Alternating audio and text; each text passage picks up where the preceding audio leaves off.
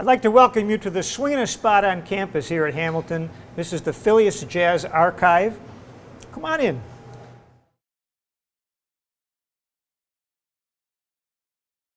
So here we are in the Fillius Jazz Archive space, and I love it. This is McEwen 102, and just to get your geography in place, if you haven't been here in a while, right outside my door is the famous rock swing, which, by the way, is now chained down for those of you who used to ride high on it. So the main collection of the archive is our 500 interviews, which you're going to see momentarily, a few excerpts. But we've also collected and had donated a number of things, and from Chuck Miller, class of '85, who I believe is an antique dealer, he donated this Edison Diamond disc player. It always makes me think of high tech around 1912, and I always picture kids coming home from school and mom and dad saying, "We have something special for you." And they choose one of the children to wind it up, no electricity needed, and then we start her up. This is an Edison Diamond disc, and it's a foxtrot. For those people who don't know what that is, it's a certain kind of dance. Check out this audio.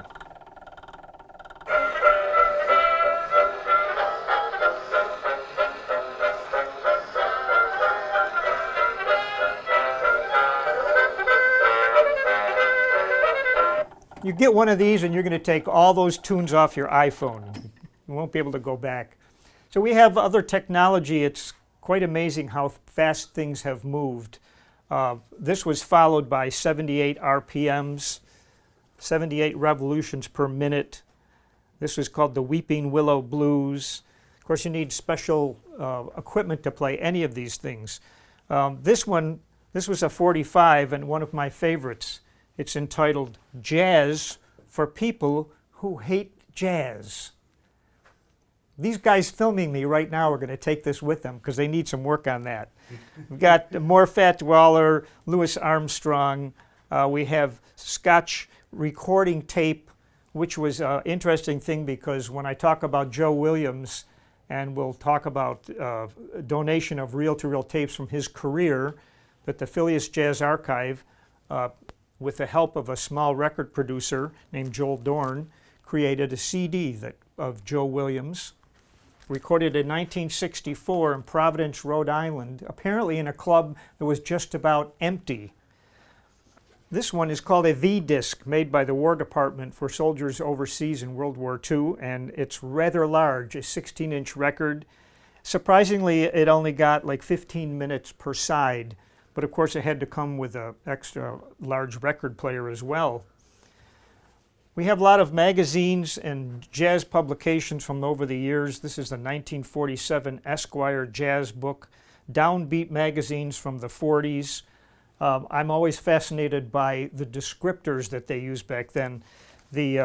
Most of the big bands they wrote about had a boy singer, Frank Sinatra for instance, and the girl singers were called chirpers or canaries.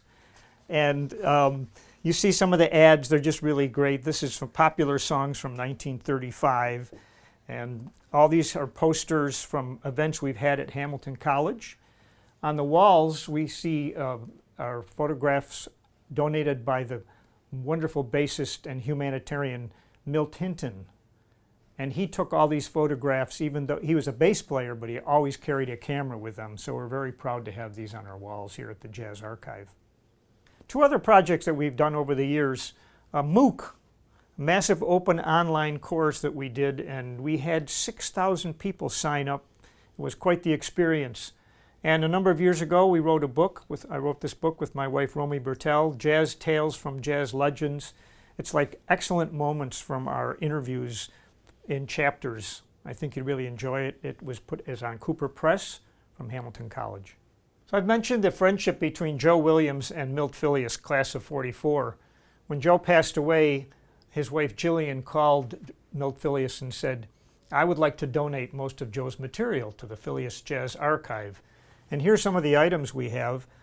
Photographs with Ella Fitzgerald. This is Joe Williams' putter. Up here are many of the awards that Joe got from Downbeat Magazine, a Black Legend Award, And this is one of the things I have resisted holding in my hand and saying it's mine. This is an actual Grammy Award Joe received in 1984 for the LP called Nothing But the Blues. And I'm really happy to have that. Over here, more trophies from his career, which was, Joe Williams is often called the best male jazz singer. There's a big debate about that, but I go with it. From the very beginning, we decided transcribing these interviews was of utmost importance. And what you see here are all the transcriptions of the 500 interviews we've done since 1995. I think I've mentioned this is our 30th anniversary. And over the years, these have proved very valuable for researchers, filmmakers.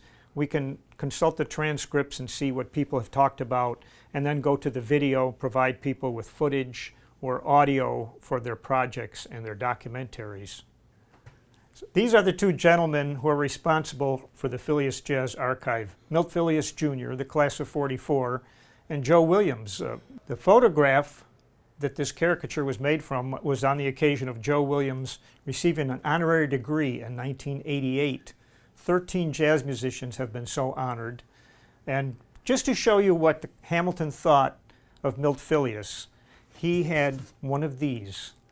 So every time he came from San Diego to, trustee meeting, fall coming jazz, this was prominently displayed for him to park in.